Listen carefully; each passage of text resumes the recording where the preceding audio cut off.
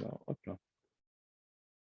Alors, bonsoir à tous, bienvenue dans ce nouveau webinaire destiné justement aux copropriétés.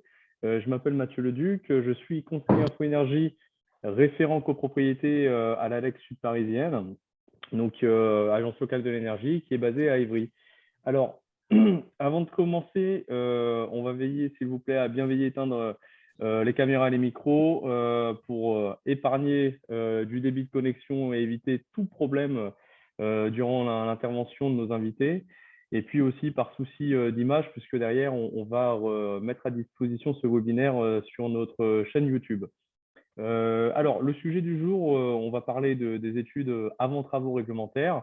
Quelles sont-elles typiquement? On va s'intéresser aujourd'hui à l'audit et puis au repérage amiante. Donc, l'idée, c'est de revenir un peu sur ces notions qui peuvent paraître encore un peu floues, notamment sur le repérage amiante, quand justement le mettre en œuvre. Et puis aussi, on va pouvoir parler des financements qui peuvent être associés pour pouvoir financer ce type d'études réglementaires. Alors, avant de vous en parler, j'aime revenir sur quelques notions en ce qui concerne notre agence, à savoir qui nous sommes. Nous sommes une organisation associative à but non lucratif. Nous avons été créés par les élus locaux de l'agglomération Grand Paris Sud, qui est constituée de 23 communes. Et notre mission, quelle est-elle? Elle est de mettre en place, d'un point de vue opérationnel, toutes les décisions liées à la politique de transition énergétique locale. Donc, on est vraiment le bras armé de l'agglomération et de fait, on va venir en aide aux particuliers, en maison individuelle ou bien en copropriété, les collectivités naturellement et puis les professionnels sur toutes ces questions-là.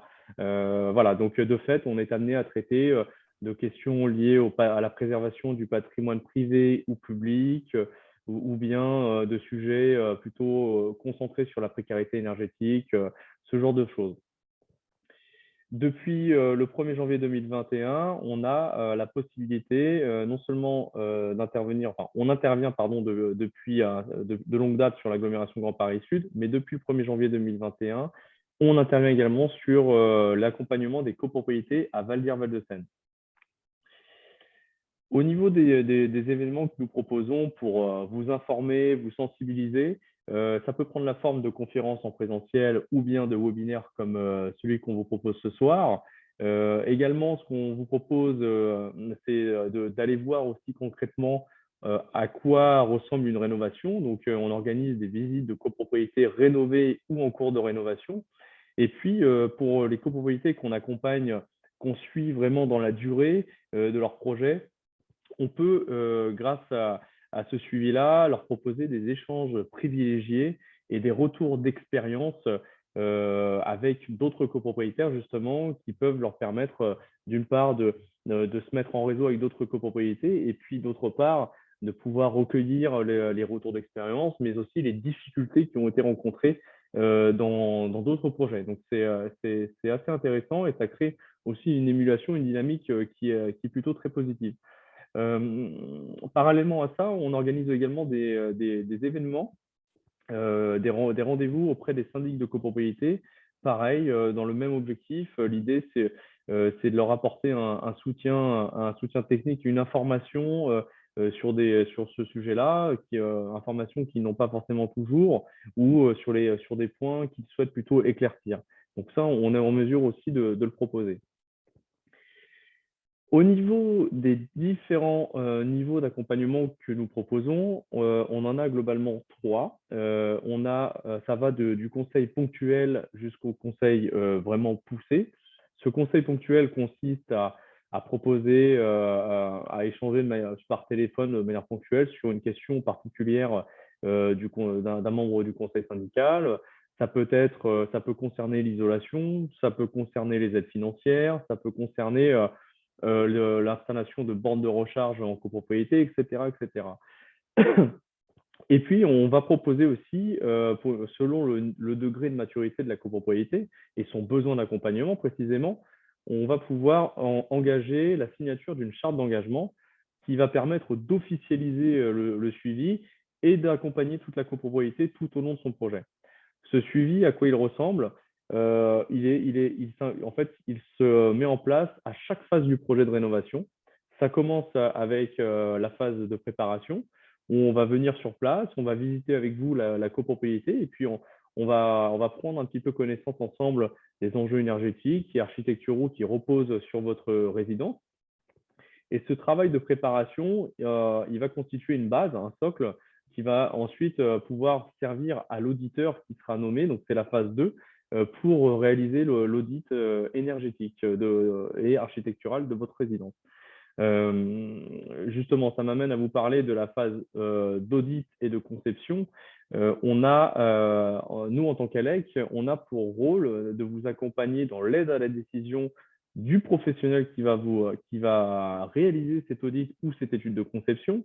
Concrètement, vous aider, c'est-à-dire qu'on va vous aider à rédiger un cahier des charges qui va vous permettre de choisir et d'émettre vos exigences plutôt à l'intention de ces professionnels qui, eux, ensuite, vont pouvoir répondre selon ce cahier des charges prédéfini et comportant l'ensemble de vos exigences. Et ensuite, une fois que vous avez en retour reçu ces offres, on vous accompagne dans l'analyse de ces offres, du coup. Et puis c'est vous qui prenez la décision en ayant une vision globale des offres que vous avez reçues. Voilà. On a également un rôle où on peut jouer un appui à la communication en fonction, pareil, de vos besoins. C'est-à-dire que si vous avez besoin d'organiser une réunion d'information conseil, on peut travailler ensemble pour monter cet événement-là. Et puis, on peut également vous apporter de la documentation technique ou des documents préétablis pour vous aider à communiquer plus facilement. Voilà. Alors, un projet de rénovation, à quoi ça ressemble? Quoi de mieux qu'un exemple concret? On a le cas de cette résidence à Épinay-sous-Sénart, qui est une résidence datant de 1970, qui comporte 3 bâtiments et 90 lots d'habitation. Cette résidence n'a pas effectué de travaux significatifs depuis plus de 35 ans. Et de fait, le conseil syndical a décidé de s'engager dans la rénovation des bâtiments qui composent la copropriété. Pourquoi? Parce que du fait justement de ces travaux, de cet entretien qui n'a pas été fait ou insuffisamment fait au cours de ces dernières décennies, la copropriété a commencé à montrer des signes de faiblesse et on se retrouve avec des problèmes d'étanchéité au niveau de la toiture terrasse, ce qui génère des infiltrations d'eau. On se retrouve avec une ventilation qui ne fonctionne plus de manière optimale, ce qui génère également un inconfort en ce qui concerne la qualité de l'air dans les logements.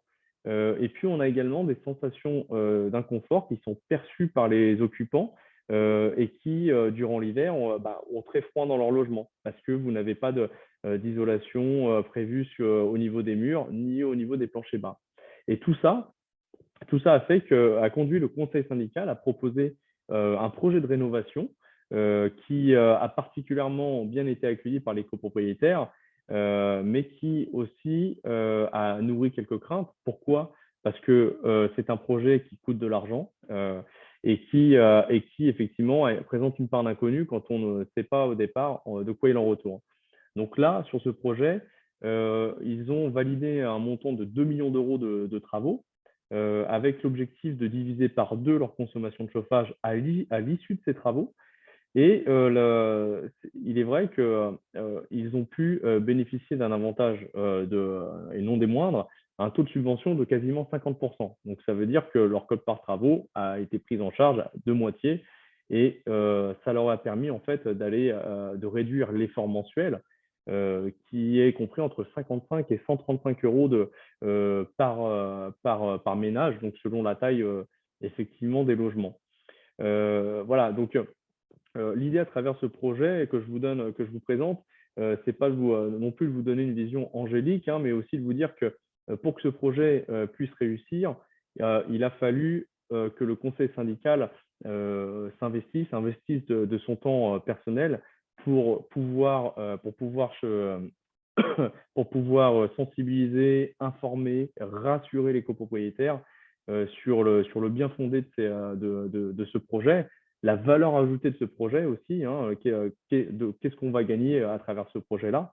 Et puis aussi, un gros travail d'information a été mené sur les aides financières qui étaient disponibles. Donc, tout ce travail-là a permis de faire éclore ce projet. À l'arrivée, on se retrouve avec une résidence qui devrait passer de l'étiquette énergétique E à l'étiquette énergétique C et quasiment atteindre le niveau BBC Rénovation, ce qui en fait une performance assez remarquable, je trouve. Voilà. Comment parvenir justement à ce résultat?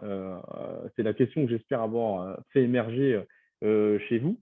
Eh bien, ce qui se passe, c'est que, comme je l'ai dit, il faut être prêt à investir personnellement de son temps en tant que conseil syndical, mais aussi et surtout, il faut réaliser les études techniques réglementaires qui s'imposent, dont le repérage amiante dont on va vous parler ce soir et l'audit énergétique. Donc, on va faire le point sur toutes ces notions. On va vous représenter un petit peu l'intérêt, le but de ces études. Et puis, comme je l'ai dit en préambule, on reviendra aussi sur les possibilités de financement qui existent. J'ai fait le tour. Pour vous en parler, du coup, je vais laisser la parole à notre premier invité, Fabio, ingénieur conseil au bureau d'études d'Axéo. Bonjour tout le monde. Donc voilà, je me présente, je m'appelle Fabio Contiero, donc je suis ingénieur conseil sur l'agence d'Orléans pour Axéo. Et du coup, on va procéder à la présentation de notre sujet. Alors, hop et hop, voilà. Alors, nous sommes Axéo, donc nous sommes un bureau d'études spécialisé, national et indépendant. Donc, en fait, on regroupe plusieurs métiers tels que l'ascenseur, l'énergie et l'énergie thermique, l'accessibilité et l'amiante. On effectue diverses missions, comme vous pouvez le voir, donc des audits sur site, on recherche toutes les solutions, on fait des dossiers de consultation d'entreprise, on pilote, on réceptionne et on contrôle aussi tous les travaux et on fait également du suivi d'exploitation. En fait, c'est à la carte, hein, en fonction de votre besoin. Nous, on va pouvoir vous apporter une solution. Également, avec toutes les qualifications, les certifications requises pour pouvoir exercer nos missions dans les meilleures conditions possibles. Alors, aujourd'hui, au niveau de l'énergie, parce que c'est avec la casquette de l'énergie qu'on se présente à vous aujourd'hui, on va avoir plusieurs missions. Donc, dans le génie énergétique, on a notamment le schéma des directeurs du décret tertiaire. On réalise des audits énergétiques, des audits de fin décennale ou encore un audit global architectural. Et également une étude de faisabilité solaire. Dans ce qui est le niveau thermique, donc on a des audits de maintenance et conformité chauffage, ventilation, clim. On négocie des contrats de fourniture d'énergie. Et on met en place également des contrats d'exploitation et également on s'occupe du suivi d'exploitation, donc de tout ce qui va être chaufferie, ventilation, climatisation. Et on mixe également les deux, le génie énergétique et le génie thermique en tant que maîtrise d'œuvre et en tant qu'AMO, donc assistant à maîtrise d'ouvrage. Il faut savoir que nous, dans notre équipe, en fait, nous avons également des experts dédiés pour chaque métier, ce qui nous permet d'avoir quand même une efficacité assez précise. Alors, le sujet du jour. Aujourd'hui, comme vu avec Monsieur le Duc, on va traiter des subventions qui sont disponibles pour financer ces études d'avant-travaux obligatoires. Dans ce titre, il y a plusieurs choses dont il faudra parler. Donc, il va y avoir l'audit énergétique, donc on va voir sa définition, la réglementation applicable et ses obligations. On va également évoquer le diagnostic technique global ainsi que l'audit global. Et on va succinctement parler des subventions accordées au titre de ma prime rénov pour ensuite expliquer les différences qu'il y a entre un assistant à maîtrise d'ouvrage et le maître d'œuvre. Et enfin, un focus amiante qui sera fait parce que la nécessité de réaliser certaines obligations avant l'effectivité des travaux concernant du coup ce matériau qu'est l'amiante. Et du coup, juste ici, voilà. Donc, premier point au niveau de l'audit énergétique. L'audit énergétique va être obligatoire dans plusieurs cas. Tout ce qui va être déjà pour des résidences à chauffage collectif avec un nombre de 50 lots totaux à minima. Dans le cadre de travaux de ravalement de façade ou de réfection de toiture, ils seront également obligatoires dans le cadre d'une demande de subvention. et également pour tous les immeubles qui ont une lettre énergétique en F ou en G. Donc, en fait, ce qu'on peut constater, c'est qu'il y a effectivement une systématisation de la nécessité de disposer d'un audit énergétique. Et pourquoi? Pourquoi? Parce qu'en fait, vous avez la loi énergie et climat de 2019 qui va prévoir en fait certaines dispositions en ce qui concerne notamment les logements dont la classe énergétique est en F ou en G. Il faut savoir qu'au 1er janvier 2022, avant cette date-là, en fait, il faut absolument avoir fait un audit énergétique obligatoire de l'immeuble si un appartement, un seul dans cette copro, est en F ou en G. Au 1er janvier 2023, les travaux seront obligatoires pour tous les immeubles qui seront en G. Et au 1er janvier 2028, les travaux seront obligatoires pour tous les immeubles qui seront en F. Donc voilà, il suffit juste que vous ayez un seul appartement dans la copropriété qui soit en F ou en G pour avoir cette obligation d'audit énergétique.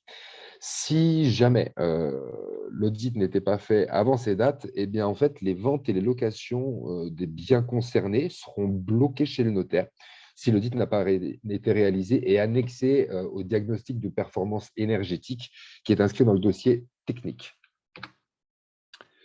Alors, qu'est-ce que c'est qu'un audit énergétique dans le bâtiment? Voilà, il consiste à réaliser le portrait énergétique dans plusieurs bâtiments. C'est en fait comme si vous alliez chez le médecin et qu'on vous faisait un diagnostic de votre corps. C'est un petit peu pareil au niveau de votre bâtiment. On va en fait tout simplement le diagnostiquer pour voir quels sont ces puits énergétiques. Donc en fait, première étape, on va identifier et quantifier précisément ces fameux puits énergétiques du site, donc qui sont les points faibles, là où il y a le plus d'énergie qui en ressort, où on en perd le plus. Proposer des solutions d'amélioration qui seront efficaces et rentables dans le temps, établir différents scénarios de rénovation cohérents, ce qu'on appelle des bouquets d'amélioration, et évidemment, ce qui va concerner un petit peu plus encore les copropriétaires, mais c'est bien évidemment de chiffrer les coûts de la rénovation ainsi que les futures économies réalisables, tout simplement. Alors, comment on s'y prend? En fait, nous, on a nos experts qui vont aller directement sur le site, ils vont visiter le site, donc ils vont faire un relevé sur ce site, ils vont mesurer le bâtiment, toutes les installations climatiques. Ensuite, il va y avoir une modélisation thermique du bâtiment grâce à nos logiciels, ce qui va nous permettre en fait de simuler son appétence d'énergie et voir où est-ce qu'il y a de la déperdition. Ensuite, on va établir un bilan initial. Donc là, on va créer une sorte de camembert, en fait, un organigramme, enfin un schéma plutôt, pour voir où est-ce qu'on répartit les pertes de chaleur, tout simplement. Ensuite, on va vous préconiser toutes les améliorations possibles au niveau du bâtiment. Et pour enfin faire un plan de travaux. Donc, ce sera un plan de travaux qui va être… il y aura plusieurs plans de travaux d'économie d'énergie. Et ensuite, c'est à vous de choisir en fonction des urgences qu'il y aura effectuées au niveau du bâtiment. Tac. Juste ici. Donc là, par exemple, ce qu'on peut voir ici, c'est qu'un audit énergétique, comme je vous l'ai dit, c'est une sorte de check-up complet d'un bâtiment pour identifier tous ces puits énergétiques. Là, dans le cas qu'on peut voir juste ici, on peut voir qu'il y a des pertes par la toiture, par les fenêtres, par les murs, par le plancher bas. Mais aussi qu'il y a des gains gratuits, comme le soleil, par exemple, des gains internes qui proviennent de la chaleur dégagée par les ampoules, la télé, la cuisson, et également les gains humains. Il faut savoir que nous sommes tous des chauffages de 80 watts environ. Et donc, en fait, on va prendre tous ces éléments en compte pour vraiment avoir le plus de précision possible dans cet audit. Donc là, en l'espèce, ce qu'on voit, c'est que c'est pas forcément la toiture qui fait perdre le plus. Là, vous avez quand même les déperditions au niveau des murs qui vont être le plus importantes avec la toiture et les fenêtres. Alors voilà, vous avez aujourd'hui 4 façons de déterminer les consommations énergétiques d'un bâtiment. Donc, vous avez la méthode, ce qu'on appelle la DPE, donc le diagnostic de performance énergétique, donc les fameuses lettres A, B, C, D, E, F, G. Vous avez également le calcul réglementaire.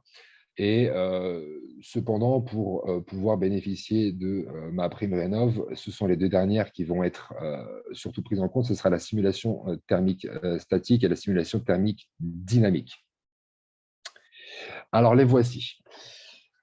Les différentes méthodes de calcul pour réaliser un audit énergétique. Pour faire voter un plan d'économie d'énergie, le DPE, donc le diagnostic de performance énergétique, qui est tout à droite, il est réalisable. Cependant, il ne permettra pas d'obtenir des subventions pour les travaux d'économie d'énergie. Et en plus, il a une marge d'erreur de 80%, donc ça veut dire qu'il a une précision à 20%, ce qui en fait un outil qui est quand même assez peu utilisé dans une démarche d'audit énergétique. Vous avez également l'étude thermique, donc via les calculs THCEX RT 2005. Elle permet également une subvention pour des travaux d'économie d'énergie. Elle offre une précision qui est sensiblement accrue, mais elle ne permet pas, en toute logique, de réaliser une étude suffisamment claire. Vous allez avoir par la suite ce qu'on appelle l'audit énergétique standard. C'est l'audit énergétique qui est réglementaire. Elle permet, donc ce qu'on appelle la simulation statique, elle permet de comparer facilement et rapidement plusieurs scénarios d'intervention sur l'enveloppe du bâtiment. Cependant, sa précision, elle n'est que de 25%, enfin, elle a une marge d'erreur de 25%, ce qui n'en fait pas un outil encore suffisamment exact afin de quantifier les économies d'énergie par la suite. Donc, en fait, là, on va s'intéresser surtout, ça va être sur les deux derniers parce qu'ils vont être beaucoup, veuillez m'excuser, ils vont être beaucoup plus précis.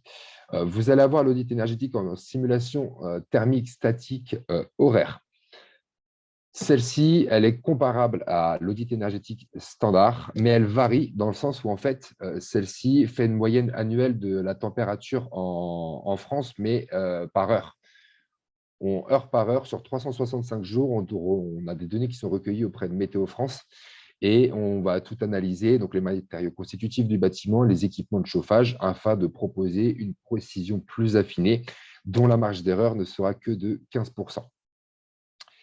Et enfin, vous allez avoir la dernière qui va être la plus précise, ce qu'on appelle la simulation thermique dynamique. Celle-ci, elle va vous garantir une étude approfondie du bâtiment, des pertes énergétiques, ce qui va vous permettre d'identifier les travaux en entraînant un maximum d'économie d'énergie, tout simplement.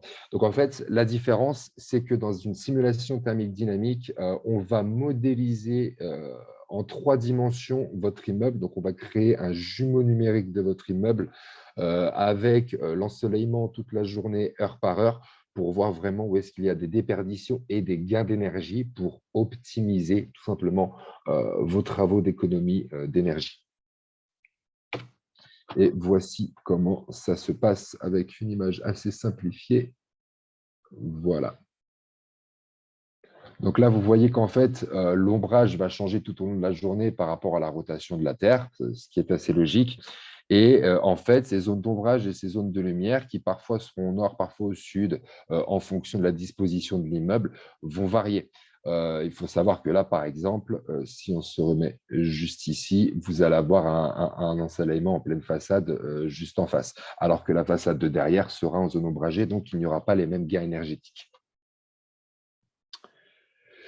Voilà, donc en fait, la cohérence d'installation, elle revient à découper la puissance de chauffe d'un bâtiment. Oh là, non, m'excusez. Hop, tac, juste là. Alors, maintenant, on va passer sur le diagnostic technique global. Donc, le diagnostic technique global, on est obligé de le présenter chaque année en Assemblée générale et il sera prochainement obligatoire à réaliser. On n'a pas encore de nouveautés à ce sujet concernant la réglementation, mais on sait que ça va bientôt tomber. Bien qu'il soit obligatoire de le voter, le DTG n'est quand même pas obligatoire à réaliser. Il est obligatoire pour un immeuble de plus de 10 ans et qui fait l'objet d'une mise en copropriété. C'est le cas, par exemple, lorsqu'un immeuble est nouvellement divisé en plusieurs lots privatifs et communs. C'est aussi le cas pour les copropriétés qui font l'objet d'une procédure d'insalubrité et cela va bientôt s'étendre d'ailleurs à toutes les copropriétés de plus de 15 ans. Le diagnostic technique global, en fait, il vous permet d'avoir une vision des travaux à réaliser dans les 10 ans dans le cadre d'un plan d'économie d'énergie. Cependant, il y a quand même une autre mission qui est à la fois bien plus précise et globale et qui va vous permettre en fait une meilleure planification des travaux d'économie d'énergie, ce qu'on appelle l'audit global. Donc, en fait, l'audit global, il va vous comprendre l'audit énergétique, il va comprendre le DPE, il va comprendre donc, le diagnostic de performance énergétique, il va comprendre également le diagnostic technique global et une analyse architecturale. En gros, c'est un état des lieux de tout le bâtiment à 360 degrés. C'est un outil d'aide à la décision technique, architecturale et énergétique pour rénover et améliorer les performances du bâtiment, tout simplement dans le but de pérenniser le patrimoine. Donc, on va optimiser des travaux via une synergie entre la préconisation technique et énergétique. On va réaliser des économies via les performances énergétiques du bâtiment et on va répondre à toutes les obligations d'audit énergétique et du diagnostic technique global. Donc, au niveau de la réglementation, avec un audit global, eh ben, vous savez que vous respectez tout simplement toute la réglementation en vigueur. Au niveau des aides et des subventions aux travaux, vous allez avoir plusieurs aides, plusieurs subventions qui vont être possibles. Donc, vous avez MaPrimeRénov', d'un point de vue individuel, MaPrimeRénov' Indiv, et pour les copropriétés, MaPrimeRénov' Copro. Et vous avez également les certificats d'économie d'énergie et une TVA réduite à 5,5% qui est automatique sur vos travaux de rénovation énergétique. Et donc, voilà, c'est à peu près toutes les aides que vous pouvez avoir dans le cadre d'un travaux d'économie d'énergie. Alors, à qui s'adresse cette prime, cette fameuse MaPrimeRénov'? Donc, déjà, elle va s'adresser à tout le monde, toutes les copropriétés, même de plus de 15 ans, avec plus de 75% de résidence principale, bien évidemment immatriculée au registre des copropriétés et qui justifie d'un projet qui vise au moins 35% de réduction de consommation par bâtiment. Et également l'obligation d'être accompagné par un assistant à maîtrise d'ouvrage.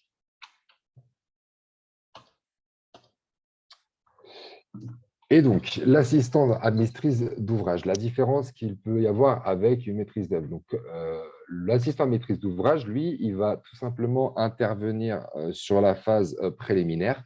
Donc, tout ce qui va être ingénierie financière, assistance administrative, accompagnement, suivi des travaux. Donc, toute cette phase-là, il va intervenir. Il va vous aider à définir et à piloter et à exploiter votre projet. Il va avoir auprès de vous un rôle de conseil, un rôle de proposition, et il va vous faciliter la coordination du projet. Quoi qu'il arrive, c'est vous qui choisissez, mais au moins vous savez que vous avez la vision en fait d'un sachant avec vous, où sa mission sera tout simplement de vous aider à réaliser votre projet. Le maître d'œuvre, c'est celui qui est chargé d'exécuter les travaux par le maître d'ouvrage.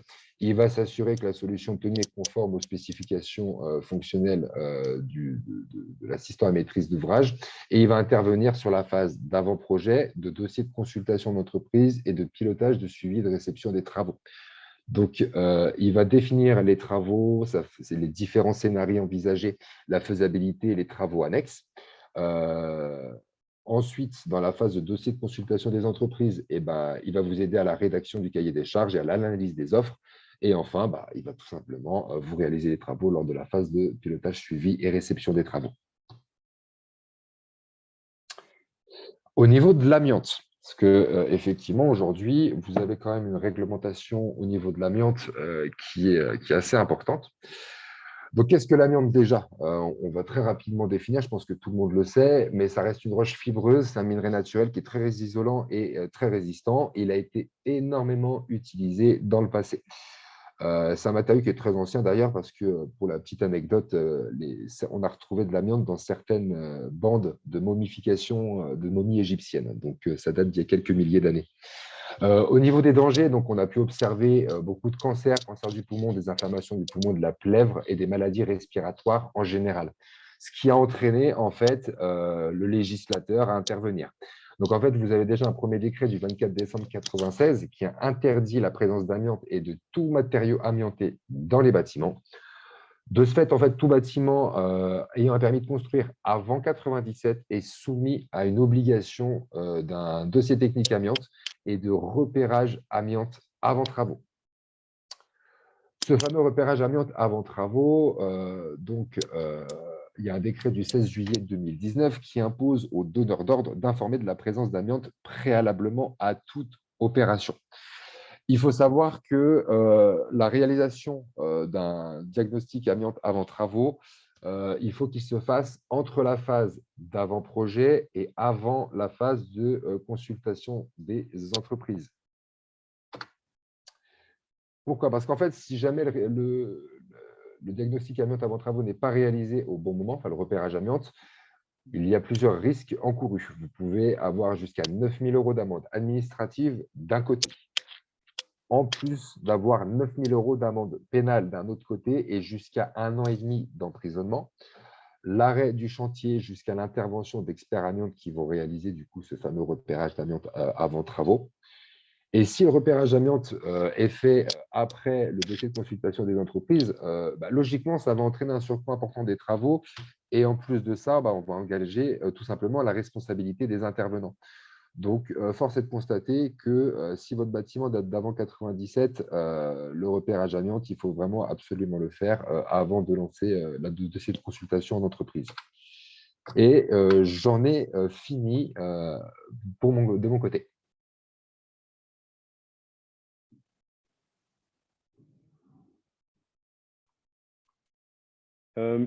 Merci Fabio pour la présentation. Ce qu'on va faire, c'est que là, du coup, on est très très bien au niveau du temps. On va pouvoir commencer à prendre les questions.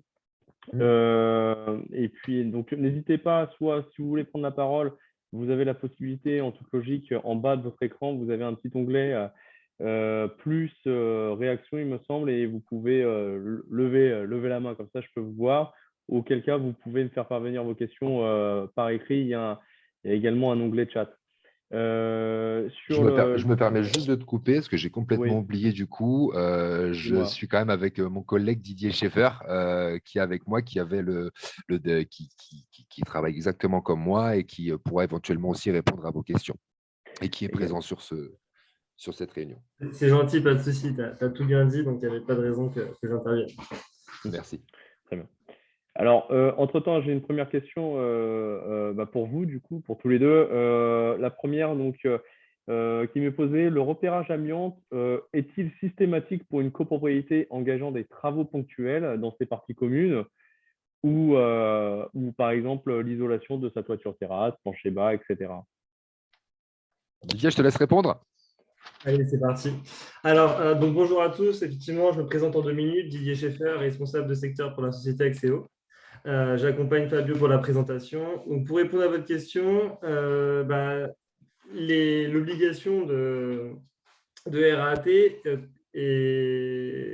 répond à tout type de travaux. Dès que vous êtes une copro qui date d'avant 2000, donc la date exacte c'est 1997, mais c'est le permis de construire. Donc l'immeuble ne s'est pas monté en un an. Donc c'est pour ça que je vous dis 2000. Donc tout immeuble avant 2000, pour faire simple, doit réaliser un repérage avant travaux, avant tout type de travaux. Et d'autant plus sur les travaux courants, ravalement de façade, réfection de toiture, etc., c'est forcément le repérage qu'on fait le plus souvent. Mais même si vous devez demain mettre une boîte aux lettres, percer un trou, vous devez faire un repérage avant travaux. Après, ça c'est la réglementation qui l'impose. Il faut trouver le juste milieu entre réglementation et la réalité de la chose. C'est sûr que pour mettre une boîte aux lettres à 100 €, s'il faut payer 500 € de repérage avant travaux, c'est toujours compliqué. Mais sachez que réglementairement, vous devez systématiquement bénéficier d'un côté du DTA, de ces techniques amiantes, et du repérage avant travaux sur le périmètre donné. Merci Didier.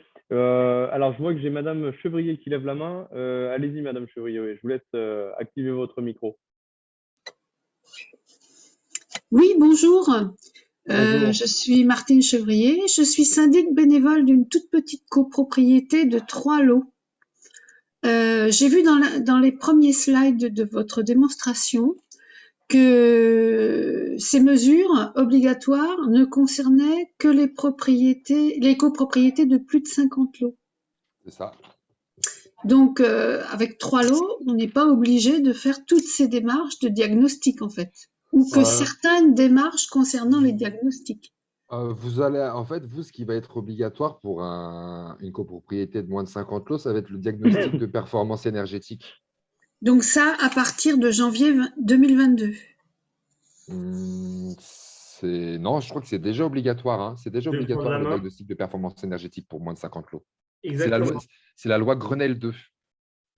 D'accord. Alors, je vais noter. Vous êtes en chauffage collectif également, madame, hein? Non, en chauffage individuel. Ah bah non, dans ce cas-là, vous n'êtes pas concerné. On n'est pas concerné. Pas par cette loi-là, non. D'accord. Pour résumer, parce que là, c'est important de refaire le point là-dessus, la première réglementation concernait les résidences à chauffage collectif. Donc ça, D'accord. effectivement, vous sortez de ce lot-là. Par contre, Ouais. vous, les réglementations qui vous intéressent, c'est l'obligation de réaliser un audit énergétique dans le cadre de ravalement de façade ou de réfection de toiture. C'est la Ouais. première obligation. Ou l'obligation, dans le cadre de demande de subvention, il faudra forcément avoir un audit énergétique. Ou le dernier point, si votre immeuble est en F ou G, avant 2022, il faut faire un audit pour pouvoir vendre ou acheter un appartement. Et ça, Même si vous êtes à moins de 50 lots. Oui. d'accord. Donc, dans la copro, il y a 2 appartements sur 3 qui sont en F ou en G. D'accord. Donc, vous êtes. Il y en a un qui vient de se vendre et il était en D, je crois. C'était le seul. Les autres sont en F ou en G. Donc là, on est obligé de faire, d'ici fin décembre, un audit. C'est ça, Exactement. parce qu'en fait, à partir du 1er janvier 2023, donc dans 1 an et demi, Ouais, les travaux seront obligatoires déjà pour tous les apparts en G. d'accord. Donc, effectivement, faire un audit énergétique avant le 1er janvier 2022, parce celui-ci est obligatoire pour tous les appartements qui soient en F ou en G. Et c'est vrai qu'aujourd'hui, on parle d'à peu près 35% des copropriétés qui sont concernées, hein. Ça représente à peu près 230 000 immeubles sur le parc français aujourd'hui. D'accord. Donc, le libellé de cet audit, c'est audit énergétique. C'est ça, audit énergétique. D'accord. Et on peut se renseigner par l'ALEC pour avoir cet audit ou on peut le faire directement en contactant une entreprise spécialisée? Alors, c'est-à-dire pour trouver une entreprise, vous voulez dire? Pour trouver une entreprise et éventuellement pour avoir Oui. une aide sur le coût de cet audit de la Oui. COP. Alors, nous, en tant qu'ALEC, on n'est pas organisme financier ni bureau d'études, si c'est votre Ouais. question. Le deuxième point, pour trouver une entreprise qui réalise un audit, donc vous avez des entreprises semblables à Axéo, hein, et nous, en tant qu'ALEC, on met à disposition ce que nous appelons l'annuaire des affiliés, donc des entreprises affiliées, Ouais. qu'on va pouvoir vous joindre à la suite de ce webinaire. Et cet D'accord. annuaire vous permet d'aller rechercher un bureau d'études pour réaliser cet audit. Ça peut être aussi un maître d'œuvre si vous souhaitez, après l'audit, réaliser une étude de maîtrise d'œuvre qui va permettre de déterminer le programme définitif des travaux. D'accord.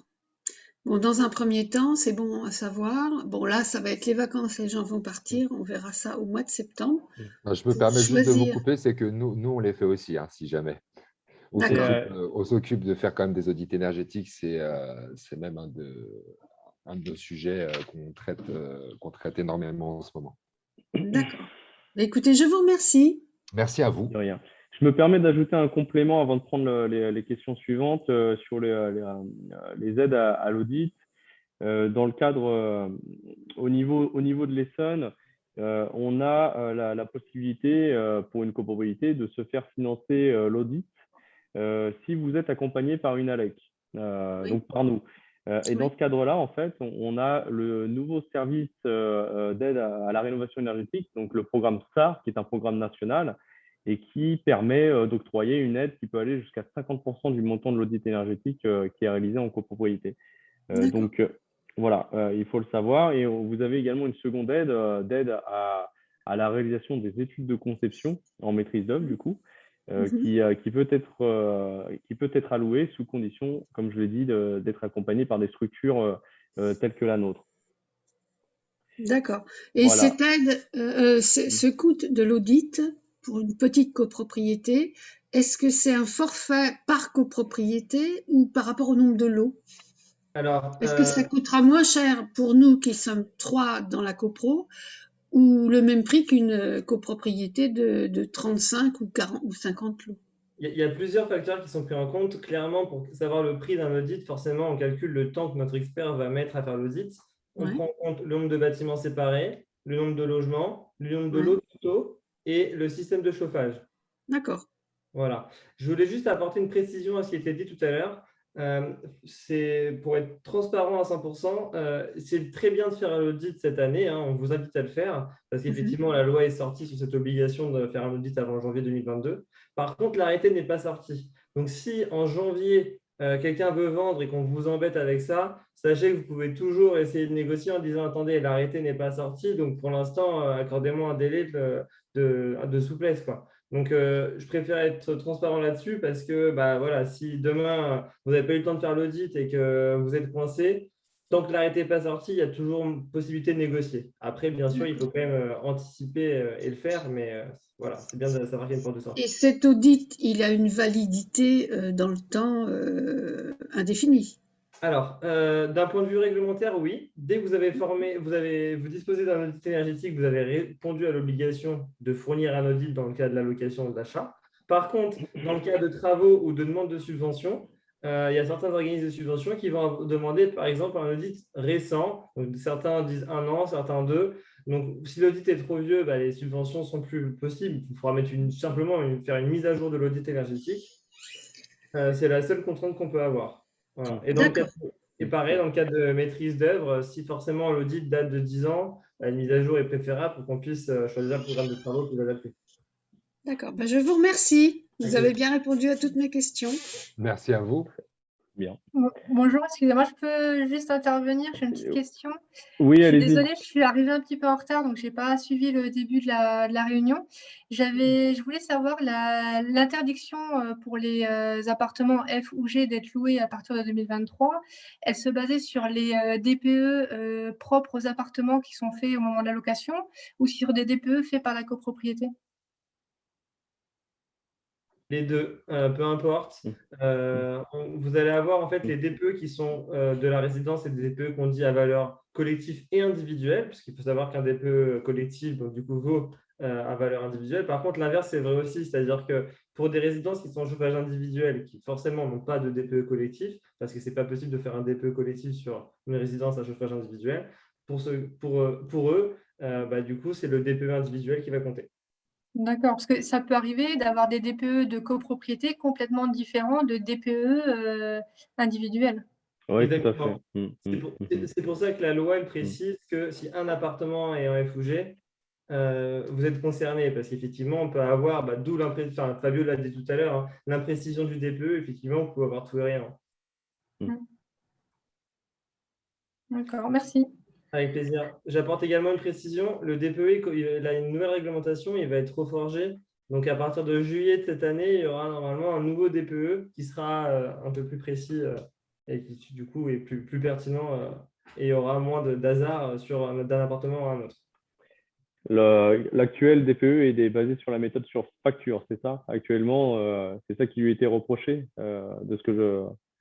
c'est ça? Pour faire simple, Ouais. il y a aussi des méthodes de calcul, mais elles ne sont juste pas du tout précises. Elles varient en fonction des DGU, température journalière. Donc, il n'y a pas que c'est pas que sur la facture. Par contre, les données sont trop peu. Il n'y a pas assez de variables et elles sont trop imprécises pour qu'on puisse avoir quelque chose de concret. Très bien. Merci Didier. Toujours pour finir le complément d'information que j'avais commencé à vous communiquer tout à l'heure, donc au niveau des aides à l'audit, comment financer ces études-là. Sachez aussi qu'au niveau du dispositif MaPrimeRénov' copropriété, alors l'ANA est relativement peu précise là-dessus, mais toutefois ce qu'on vous dit, c'est que dans l'aide aux travaux, vous avez la possibilité d'inclure le coût des études amiantes lié aussi à l'engagement d'une mission de contrôle technique, coordonnateur SPS, et puis une mission de maîtrise d'œuvre. Donc ça, voilà, ça peut rentrer en ligne de compte dans le financement de ces études-là. Il faut le savoir aussi, puisque en général, on vous dit, l'ANA propose une aide aux travaux, mais pas que finalement, on s'aperçoit qu'on peut inclure le coût de ces études-là dans l'aide aux travaux. À hauteur de 25%. Voilà, l'aide aux travaux à hauteur de 25%. Et puis ensuite, on a d'autres aides qu'on a déjà détaillées du coup dans d'autres webinaires en ce qui concerne MaPrimeRénov' et sur laquelle Fabio est revenu très précisément. Autre question pour vous deux. Alors, selon votre retour d'expérience, en ce qui concerne le repérage amiante, quel est le coût d'un repérage amiante en fonction de la taille des copros? Donc, je pense que la personne veut en venir sur des copros de moins de 50 lots, entre 50 et 100 lots, et puis au-delà de 100 lots. Est-ce que vous avez un retour d'expérience là-dessus à nous communiquer? Oui, alors, le retour d'expérience, il va pas forcément répondre à la question parce que le repérage est hyper variable. Déjà, ça ne va pas forcément être en fonction du nombre de logements, de lots, de bâtiments, mais plutôt au niveau du périmètre des travaux. Déjà, vous touchez des parties privatives. Exemple, vous mettez une VMC sur un immeuble où il n'y avait pas de VMC à ce moment-là, vous changez les fenêtres. Là, il faut faire des prélèvements dans tous les appartements, dans toutes les fenêtres, dans tous les VMC. Là, ça va chiffrer. Par contre, quelque chose qui est grand mais simple, exemple façade, toiture, là, on va être sur du coup une seule zone, même si elle est étendue. Du coup, ça permet de limiter le nombre de prélèvements. Et donc, du coup, on va tourner là aux alentours de, par exemple, pour une toiture, 10 prélèvements et entre 500 et 1500 euros. Et après, bien sûr, ça peut monter beaucoup plus haut. Sur des immeubles de 20 bâtiments, j'en ai fait à 40 000, mais je ne veux pas parler des exactions. Donc, ça varie quand même très fortement de ce qu'on comprend. On peut avoir des coûts quand même. Voilà, on a des ordres de grandeur qui varient vraiment du simple au… triple, quadruple. Ouais, Comme l'a dit largement. Didier, en fait, ça dépend vraiment du périmètre des travaux. Si c'est juste une façade ou une toiture, effectivement, vous avez en fait toujours le même matériau, donc quelques prélèvements et ça ira. Dès que vous êtes sur des parties privatives, on va être, ça peut être un peu plus précis. Ouais. Je me permets aussi de rajouter une précision là-dessus. Il faut savoir que pour savoir le coût, donc effectivement, on va dire le moins cher que j'ai vendu, ça devait peut-être être entre 200 et 300 euros pour vous donner une idée du moins cher. C'est quand même forcément un coût. C'est le nombre de prélèvements, c'est ça qui va influencer, et le prix que facture l'entreprise, le nombre de prélèvements.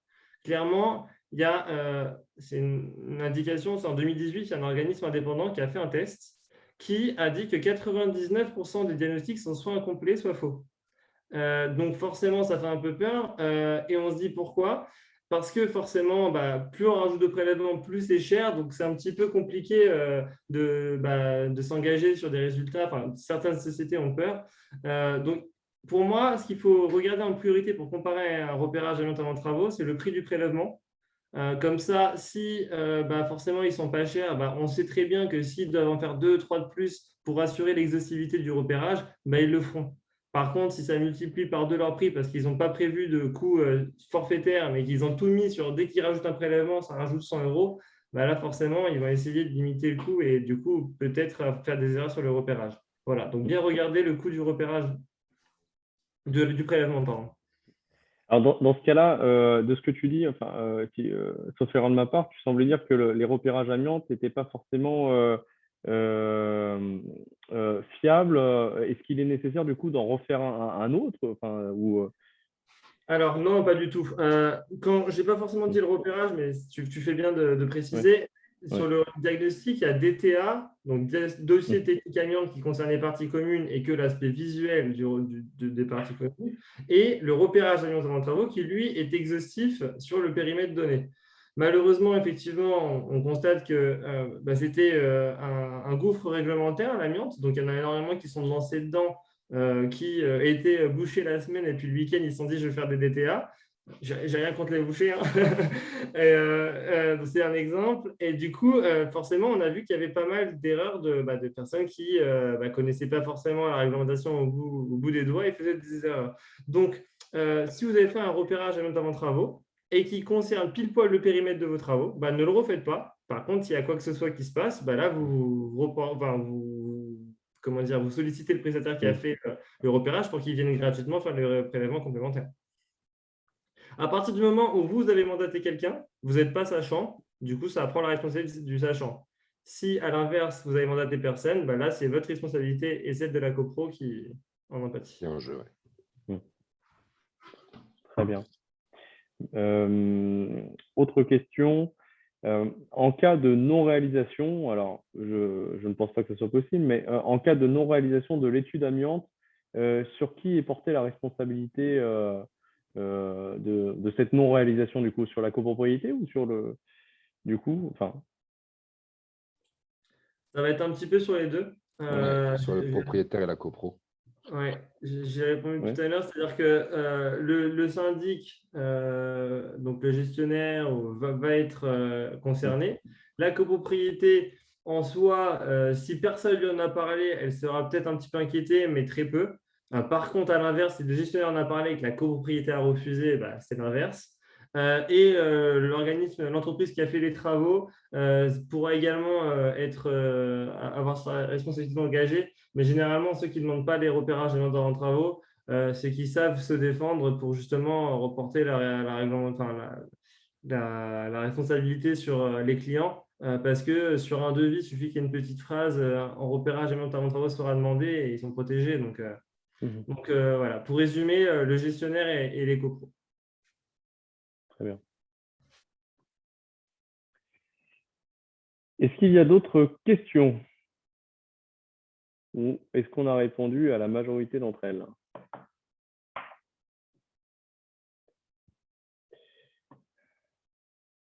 Donc, je considère ce silence comme un oui. Euh, Très bien.